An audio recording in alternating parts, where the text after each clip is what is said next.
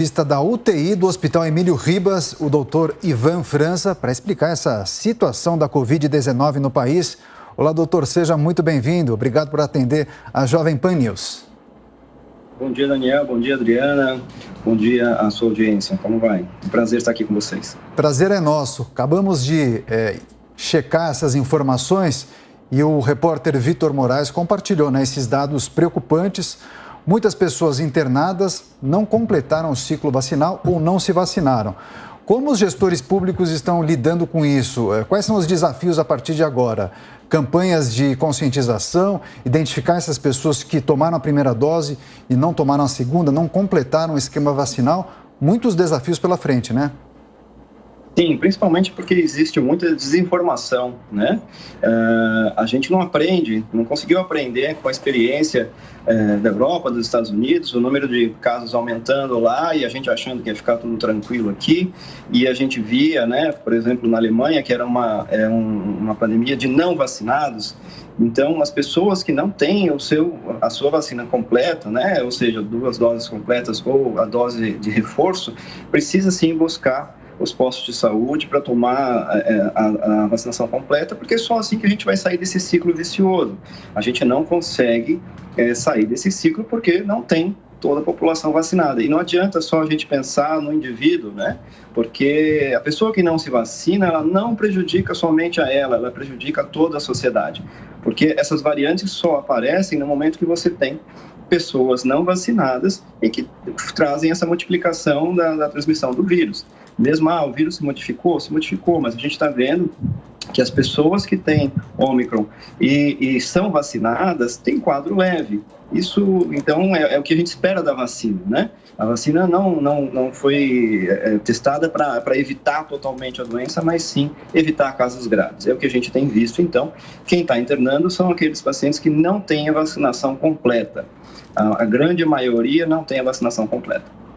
Doutor, passa para a gente um quadro de como é a situação de momento do Hospital Emílio Ribas com relação a leitos disponíveis, disponibilidade de exames para teste de Covid, também de quadro de médicos, tem muitos profissionais da saúde por aí afastados, e como está também o estoque de remédios.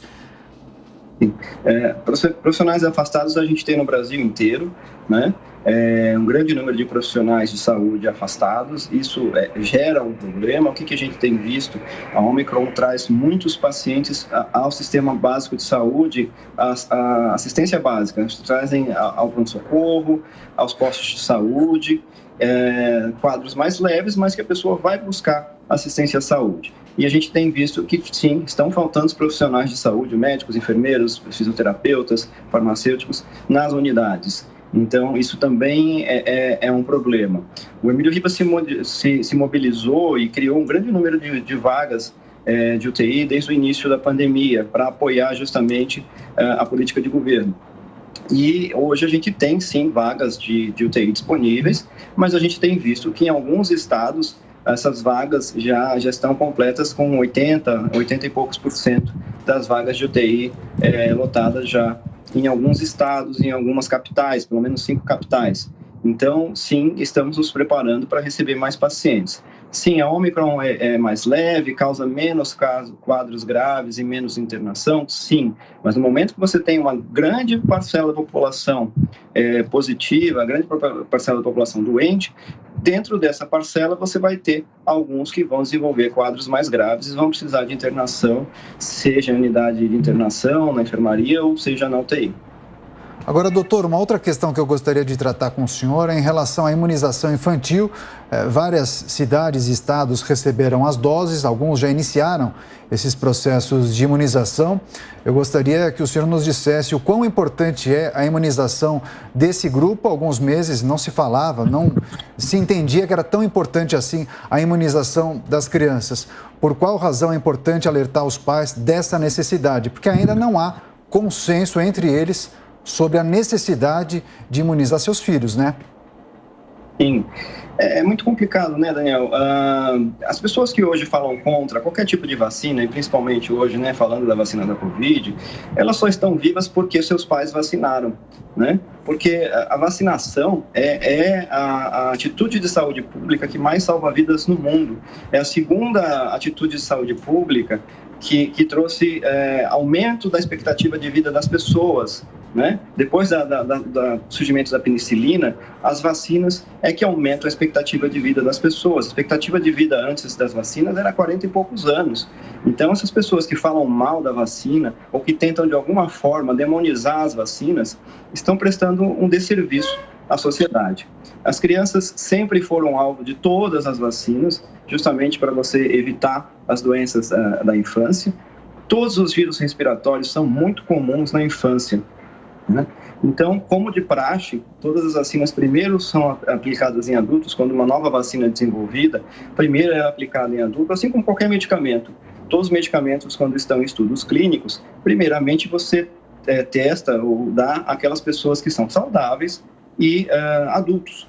Depois, com o passar do tempo, você vai vacinando ou dando medicação para as pessoas de extremos de idade e tudo mais. Então, assim, é super importante vacinar todas as crianças. A gente vai ter agora um retorno às aulas. Seria muito interessante que a gente tivesse todas as crianças voltando às aulas com pelo menos uma dose da vacina.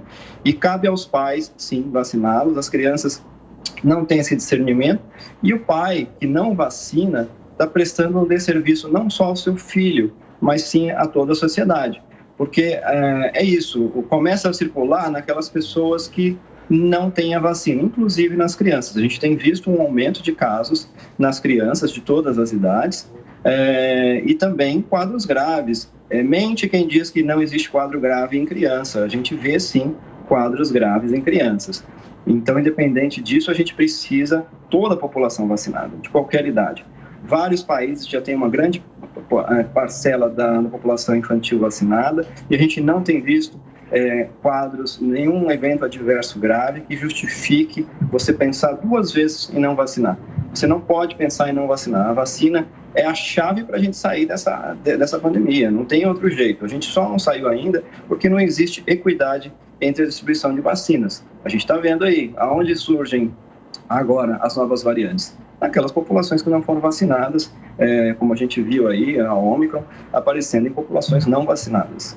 E, doutor Ivan, a gente tem acompanhado aqui no Jornal da Manhã o momento de surto de doenças respiratórias que vive São Paulo. Como está o Emílio Ribas com relação à gripe, à influenza e sua variante H3N2? Como o Emílio Ribas se organiza para detectar o que é Covid ou outra doença? Sim, existem testes, né, que você pode fazer, mesmo no pronto-socorro, só que, como vocês mesmos noticiaram, a gente vive um momento de falta de testes no Brasil inteiro, não só na rede pública, mas na rede privada também. Então, está se priorizando aqueles quadros mais graves ou aqueles pacientes com comorbidades, pacientes com imunidade reduzida, para fazer os testes. O diagnóstico clínico também é adequado, né? Quando você tem um grande número de pacientes com a mesma síndrome, você pode fazer o diagnóstico clínico, né? O paciente tem aqueles mesmos sintomas, a gente está vivendo esse momento pandêmico, então você pode fazer o diagnóstico clínico e acompanhar esse paciente da melhor maneira possível, fazendo as orientações, as medicações sintomáticas.